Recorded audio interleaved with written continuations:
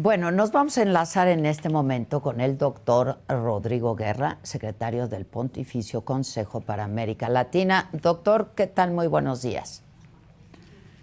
Buenos días, Adela, allá en México, buenas tardes acá en Roma. A tus órdenes.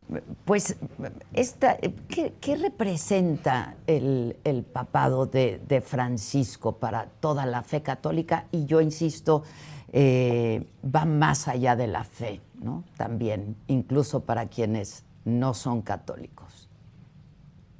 Sí, el Papa Francisco, primero que nada, ha sido uno de nosotros, un latinoamericano, que sabe cómo son las calles, cómo son las familias, cómo son los ambientes de nuestros pueblos latinoamericanos, muchas veces marcados por pobreza, por exclusión, a veces hasta por violencias graves.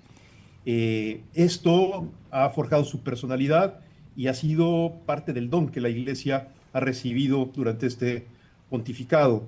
Sin lugar a dudas, el Papa deja una profunda huella en la historia no solamente de la Iglesia, sino también del mundo. Ujú. Como tú lo comentabas, tal vez algo sorprendente y para mí muy conmovedor.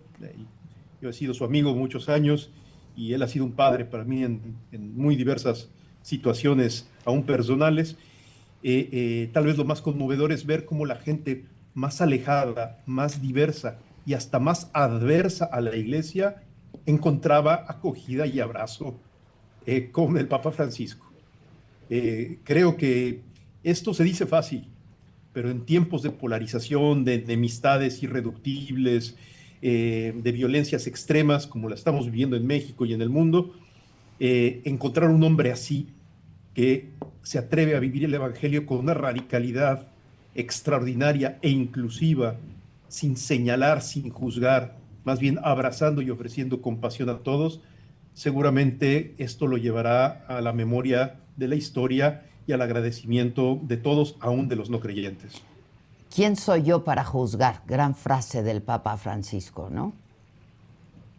Así es, con todo el tema de homosexualidad y Ujú. luego hasta con personas transgénero, él insistió que la iglesia primero tiene que aprender a comprender antes que a juzgar. Esto no significa ser relativista ni aligerar la ética cristiana, significa entender que hay que comenzar por lo primero, y lo primero es el abrazo y la acogida, lo primero es la comprensión y el no juicio. Si un pasaje del Evangelio le gustaba recordar al Papa Francisco, es el encuentro de Jesús con la mujer adúltera. Lo primero que hace Jesús es defenderla de quienes quieren lastimarla y humillarla y matarla. Es decir, él, como siguiendo a Jesús, prefiere el abrazo que el juicio.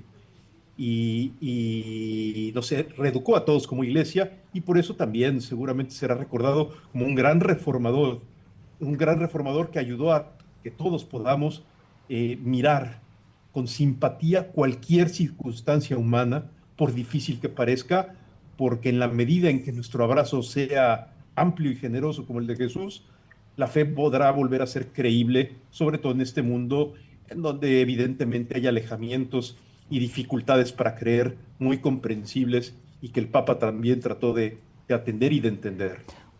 Sin duda un líder espiritual muy relevante en tiempos difíciles, de crisis, pero también un líder político y un papa que buscó, como lo decía doctor, renovar la Iglesia Católica. ¿Cuánto lo logró?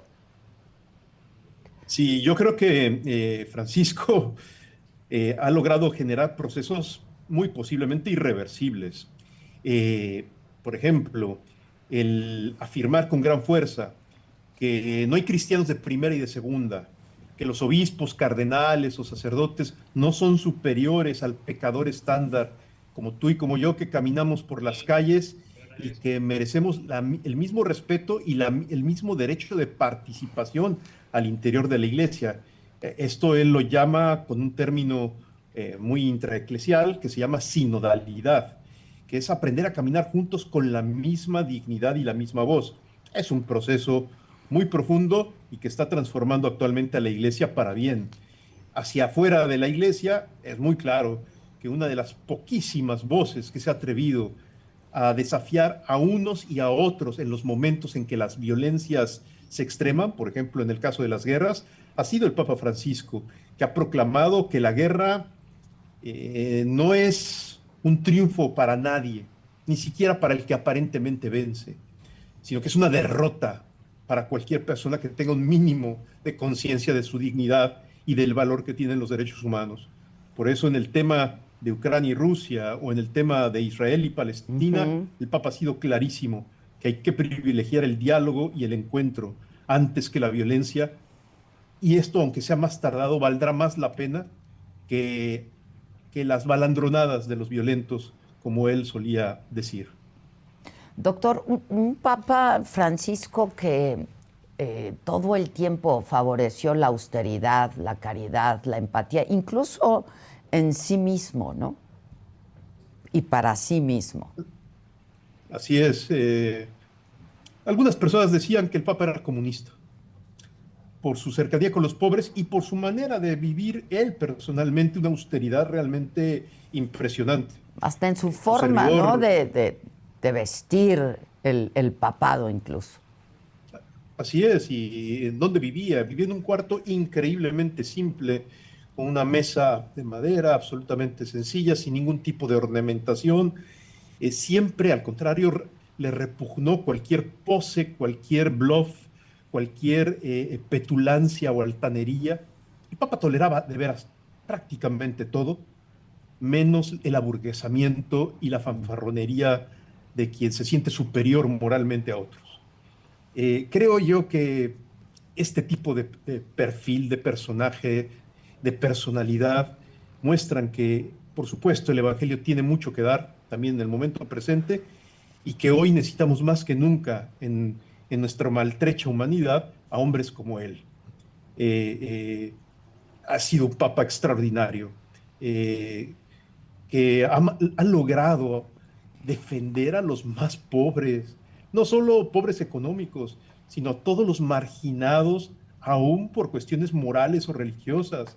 Dios mío, si esto no nos conmueve y nos hace caer de rodillas en agradecimiento por su vida, pues ya no sé qué más necesitamos para entender.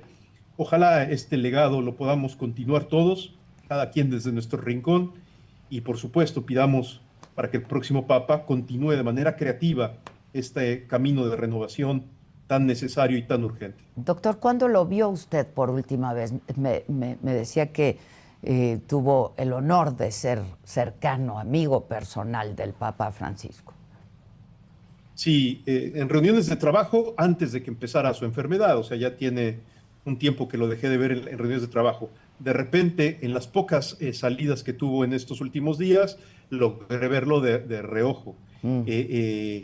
Sin embargo, durante todo el pontificado, bueno, desde que su servidor llegó a trabajar con él hace 3 años aquí en el Vaticano, pues sí tuve la oportunidad de convivir con él, de que me diera indicaciones muy concretas para el trabajo que realizamos en la Pontificia Comisión para América Latina, y me atrevo a decir que más allá del trabajo, fue un gran amigo y un padre extraordinario que acompañaba no solamente a mí, sino a muchos otros en los momentos más difíciles de la vida, y eso pues será algo que siempre agradeceremos pues por toda la vida, por todo lo que nos quede de vida. ¿Cómo era él en lo privado, en corto, doctor? Sí, era un hombre muy cercano. No había dos papas Francisco, el público y el privado. Era un hombre de una sola pieza, con la misma valentía con la que abrazaba tal vez una pareja de transexuales en el Palacio Apostólico, con esa misma cercanía y valentía y vigor, se le quedaba mirando a uno a los ojos y atendía y entendía y trataba de hacer sentir al otro que era la única persona del mundo al momento de hablar con ella. Se levantaba muy temprano, a las 4:30 de la mañana, hacía casi 2 horas de oración, celebraba la misa, desayunaba y se ponía a trabajar. Luego ya por la tarde terminaba sus audiencias muy privadas. En la tarde tenía una agenda que nadie conocía, en donde él invitaba a personas de lo más variado por las tardes a Santa Marta a platicar. Y ya hacia las 7 de la noche rezaba vísperas, cenaba, y a las 10 de la noche de veras que como un soldado descansaba en su habitación ya para dormir. Este ritmo lo llevó así desde antes de ser papa, prácticamente nunca tomando vacaciones, desde hace más de 30 años no tomaba vacaciones, y eso nos muestra que si alguien trabajaba en el Vaticano, no éramos los secretarios ni otros personajes por ahí, sino era él que nos rebasaba con su capacidad de trabajo, de servicio y de buen sentido del humor en todo momento. Hasta el final, ¿no? Con un gran sentido del humor hasta sus últimos días, pues. Así es, el día de ayer fue algo increíble. Increíble. El día de ayer, yo me atrevo a decir, el Papa al iniciar su pontificado pidió la bendición del pueblo y en el último momento quiso seguir estando con el pueblo. Este sentido de no de no estar en un nicho especial en las alturas, sino de estar con el pueblo, acompañando, bendiciendo, abrazando a todos por igual, religiosos, no religiosos, católicos, protestantes, budistas o lo que fuera, estar de manera cercana con todos y cada uno, yo creo que es un signo realmente extraordinario de que la iglesia tiene sentido cuando es verdadero anuncio en el pueblo, al interior del pueblo y jamás desde las alturas. Y simbólico, otro simbolismo más, ¿no? El hecho de que su deceso haya ocurrido en la Pascua. Así es, la Pascua, lo decía ayer, el mal y la muerte no tienen la última palabra para los cristianos. Siempre hay esperanza, siempre hay resurrección y claro, qué mejor morir que en el momento en el que Jesús nos anuncia que es posible resucitar. La resurrección no es tanto, ¿cómo decir?, un mito para el final de nuestros días. Es verificar en la propia carne que la vida puede ser distinta. En ese sentido, Jorge Mario Bergoglio resucitó para nosotros desde siempre, desde hace muchos años. Mirándolo a él, es claro de que la resurrección es posible porque su vida quedó con la trascendencia, realmente ¿no? transformada. Con la Realmente trascendencia. transformada. Así es, exactamente. Doctor, pues muchas gracias. Ojalá que pronto podamos hablar más largo de esto. Y un abrazo desde acá. Pero déjeme, si tiene tiempo, hacerle un par de preguntas más. El proceso que sigue ahora tras la muerte del Papa Francisco, la verdad es que tenemos muy reciente, yo no sé si usted tuvo oportunidad de ver la película Cónclave, que es una gran película, pero es un poco lo que sigue, pero es un periodo que tarda, ¿no? Que lleva algunos días para que comience el cónclave. Así es, los funerales duran varios días. Que serán austeros también, ¿no? Entiendo que exacto. Él pidió Recientemente que fueran el Papa austeros. modificó toda la ceremonia del funeral pontificio para que no sea una especie de ceremonia faraónica, sino que sea con la sencillez con la que él quiso vivir y con la que espero que de aquí en adelante todos en la iglesia también tengamos como estilo permanente de vida. Luego, después de eso, se citará a todos los cardenales del mundo, habrá que esperar, siempre se da al menos una semana para que lleguen, se convocará al cónclave, entonces seguramente el cónclave durará varios días. Ha habido épocas en la historia de la iglesia en que el cónclave dura hasta meses. Espero que este no sea el caso, por supuesto. Todos esperamos que después de algunas rondas de votación, que durarán algunos días, haya un consenso respecto de cómo continuar creativamente este pontificado providencial y esperemos que el próximo Papa, como todos han sido, sea un signo de que Dios nunca abandona, sino que siempre acompaña a través también de la fragilidad y limitación del hombre que es escogido como sucesor de Pedro. Participan los cardenales de todo el mundo. En el caso de México tenemos a 6 cardenales. Entiendo que de los cuales solamente pueden participar 2. No participan quienes ya hayan cumplido los 80 años. ¿Es así? Corríjame si no, doctor. Así es. De México solamente participarán Cardenal Robles de Guadalajara y el Cardenal Carlos Aguiar de la Ciudad de México. Los demás, por exceder ya la edad de 80 años, no son electores Sin embargo, cualquier sacerdote, cualquier obispo, cualquier cardenal de cualquier edad puede ser elegido. Eso es importante tomarlo en cuenta porque Dios siempre tiene sorpresas. Ahorita hay quinielas y especulaciones sobre quién podrá suceder al Papa Francisco. La verdad es que lo vimos con el Papa Juan Pablo, nadie se esperaba que un obispo totalmente secundario y procedente de Europa Oriental de repente fuera escogido papa. Igualmente con el Papa Francisco en su momento, nadie se esperaba que un jesuita sudamericano fuera escogido papa. Dios tiene sorpresas y siempre son mejor que nuestras estrategias, análisis o especulaciones. Ahora, dígame algo, más allá de estas quinielas y de quién pudiera sucederlo, ¿qué va a prevalecer en la Iglesia? ¿Usted cree que va a seguir este sentido de renovación en la Iglesia Sí, por Católica? supuesto. Los fundamentales son prácticamente irreversibles. El proceso que llamamos sinodalidad, que es que todos con la misma dignidad participemos en la renovación de la Iglesia, es un proceso irreversible. Papa Francisco ya dispuso que para el año 2028 haya una gran asamblea eclesial mundial en Roma, en donde habrá laicos, monjas, creyentes, no creyentes, todos participando, todos atentos a la voz del otro para tratar de descubrir qué quiere Dios de la Iglesia en este momento. Este proceso seguramente el nuevo Papa lo recogerá y lo fortalecerá creativamente. Una segunda cosa, la participación de tres sectores de la Iglesia, de repente me nace así del corazón muy compartirlos contigo. Los más pobres, los jóvenes y las mujeres son tres sectores privilegiados para la renovación, no solo de la Iglesia, sino del mundo. Los más pobres porque indiscutiblemente en ellos existe una presencia especial de Jesucristo, que también fue pobre, y desde la pobreza es como propone la salvación del mundo.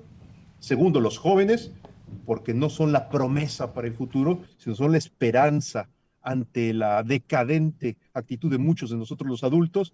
Es en su potencial, en su hartazgo, en sus ilusiones, en donde están las energías para la renovación, y muy especialmente en las mujeres, que durante milenios han sido acalladas y marginadas en la sociedad y en la iglesia, y el Papa Francisco ha sabido leer con limpieza de ojos el Evangelio y afirmar con gran valor que sin las mujeres el Evangelio jamás hubiera sido proclamado y mucho menos la resurrección. Seguramente estos tres sectores de la Iglesia serán fuente de renovación también en el próximo pontificado, porque la conciencia que hay hoy de que en estos tres sectores hay esperanza y energías sanas, limpias para la corrección de la sociedad y de la Iglesia, esa certeza es muy difícil que cambie. La tenemos prácticamente ya todos y todos pedimos a Dios de que se profundice. ¿Y eso será determinante para la elección del próximo Papa? Yo creo que sí, yo creo que sí. Eh, Hacer quinielas me parece un poco ocioso, pero sí mostrar que hay intuiciones potentes que se han sembrado y que son, hay consenso en ello, ¿no? El papel de las mujeres, el papel de los jóvenes, el papel de los pobres, caramba, sería, bueno, no solo desastroso, sería inconcebible un futuro sin este tipo de avenidas, llamémosle así, de renovación y de esperanza. Ahora, previo al cónclave, de manera formal, hay también reuniones que se hacen, ¿no?, entre los cardenales. Esto es un poco para hacer política, si me permite la expresión, doctor. No, hay una realidad desde la antigüedad y nuestros días no es la excepción, y es que los cardenales entre sí se conocen poco. Se encuentran en algunos eventos especiales, como los sínodos o algunos otros momentos celebrativos aquí en Roma, pero necesitan conversar, necesitan tener el espacio para el cuchicheo, para hablar entre sí, para compartir opiniones sobre qué necesita el mundo y la iglesia. Es claro que la nueva reconfiguración del mundo global será un tema de estos cuchicheos, es claro que la importancia de continuar con la reforma interna de la Iglesia será un tema. No se necesita ser profeta ni tener información confidencial para estar totalmente seguro que esto es parte de lo que ellos tienen que platicar y así ir descubriendo la sensibilidad más adecuada para guiar a la Iglesia en este momento. Esto es deliberado. La Iglesia en sus protocolos provee este espacio de encuentro, de trabajo en equipos, de escuchar informes importantes sobre la situación del mundo y de la Iglesia, para luego poder tomar la decisión más pertinente, cada uno en conciencia. ¿Se ha reducido el número de fieles católicos? Porque esta era una preocupación constante en la Iglesia, doctor. Sí, no, hay una gran sorpresa. Se está reduciendo el número de fieles católicos en Europa. Esto es muy importante también de cara al próximo cónclave. En Europa realmente hay una lejanía. Las iglesias se vuelven museos. Las iglesias que tienen culto muchas veces tienen una actividad pastoral muy moderada, muy modesta, en comparación a lo que vivimos en América Latina, diríamos muy deficiente. Pero el crecimiento de la iglesia en África, en Asia y en América Latina es muy grande. Déjenme decir un dato duro. El 48% de la iglesia católica en este momento está en América Latina. El 46% de la iglesia en los Estados Unidos es de origen hispano. En otras palabras, el peso que tiene lo latinoamericano y lo hispano sigue siendo muy grande. Muy grande, prácticamente claro. la mitad. El lugar en donde más crece porcentualmente la iglesia, aunque todavía es pequeña, pero está en proceso de crecimiento grande, es África. Su servidor da clases aquí en alguna universidad pontificia y la gran mayoría de mis alumnos son africanos. En muchos pueblos aquí en Italia, las capillas están siendo atendidas por africanos. Esto significa que lo más probable es que nuestra iglesia se ha vuelto más católica, es decir, más universal, menos eurocéntrica, y eso es muy bueno, porque las periferias no son lo secundario. Las periferias muchas veces es el lugar en donde con más fuerza aflora la necesidad y la verdad. De ahí también la importancia de los jóvenes, los pobres y las mujeres, ¿no? Así es, así Sí. es. El Papa Francisco sorprendió, incluso a muchos aquí en la Curia Romana, cuando hace unos pocas semanas nombró a una amiga muy querida, a su Rafaela Pietrini, como responsable del gobernatorato. ¿Qué significa esto? Es como quien gobierna, digamos, el gobernador de la Ciudad del Vaticano, incluida la Basílica de San Pedro y tantas cosas, la seguridad pontificia, en fin. O sea, la jefa política del Estado Vaticano es una mujer, una monjita franciscana de unos 50 años de edad. Esto es una novedad agradable que esperamos que... Bueno, Sí, aquí está. Esto Aquí es una novedad seguimos, agradable. doctor. Se cortó un poco. Esto es una novedad agradable que espero que sea un gesto de romper el techo de cristal que limitaba que las mujeres pudieran ejercer funciones de gobierno al interior de la iglesia y que abra una nueva época muy promisoria en donde varones, mujeres, de una manera más equitativa y justa podamos convivir y compartir al estilo de Jesús. Doctor, finalmente le pregunto, ¿quién es el responsable ahora de convocar al cónclave? Sí, el responsable es el cardenal Re. Él es el encargado, es mayor de edad, es muy respetado, ha tenido una gran experiencia diplomática, ha trabajado en la Secretaría de Estado, ha sido el responsable hace muchos años también de la Pontificia Comisión en la que yo ahora estoy colaborando, y el cardenal Re será el encargado de organizar el cónclave. En la película que tú mencionabas de Sí, Cónclave, sí. ahí aparece justamente un cardenal responsable de organizar todo, pues en la vida real es También el cardenal pasa lo mismo. Jean Baptiste Re. El encargado de organizar los funerales es el cardenal Farrell, que hoy en la mañana lo vimos, dar el mensaje, el anuncio del fallecimiento del Papa Francisco. Pero el responsable del cónclave será el cardenal Giambattista Re. Ya, pues estemos en contacto, si me permite, doctor, ¿no? Si nos deja su Claro número, que sí, Adela. si me proporciona su número telefónico para poder estar en contacto estos días, será interesantísimo lo que vaya a pasar, y en los próximos días, una vez que inicie el cónclave también. Escuchaba yo algún padre esta mañana que decía que quizá pudiera durar mucho en esta ocasión el cónclave por la diferencia de idiomas que hablan todos los cardenales. Sin embargo, me parece que muchos hablan muchos idiomas, ¿no? Sí, y la lengua franca, o sea, la lengua oficial ahora del Vaticano ya no es el latín. Ya no es el latín. Ahora es el italiano. Es el italiano. Es y el todos italiano. lo hablan, ¿no?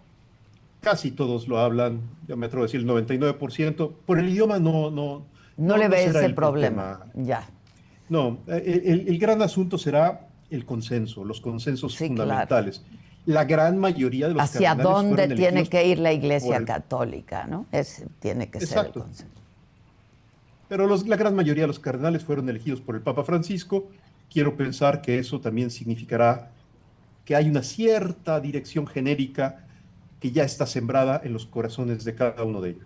Un abrazo desde aquí. Muchas gracias, fraterno. Muchas gracias. Gracias por el interés en estos temas y contrario. recemos por el eterno descanso del Papa Francisco. No, al contrario. Así lo haremos. Muchas gracias, doctor. Gracias. Rápidamente, entre los expresidentes